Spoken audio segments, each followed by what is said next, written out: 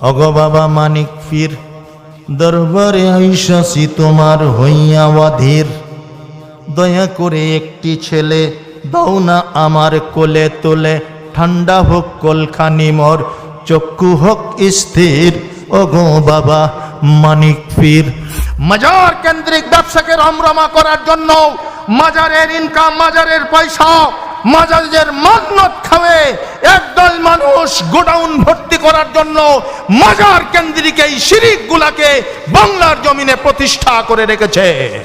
যারা শিরক এবং বিদআতের পঙ্কিলতা পরিহার করে আল্লাহর জমিনে তাওহীদি নিশান উড়ানোর জন্য বদ্ধপরিকর হয়েছে, তাহলে এই জমিনে ইনশাআল্লাহ সেদিন বেশি দূরে নয় যেদিন আমূল পরিবর্তন এসে যাবে।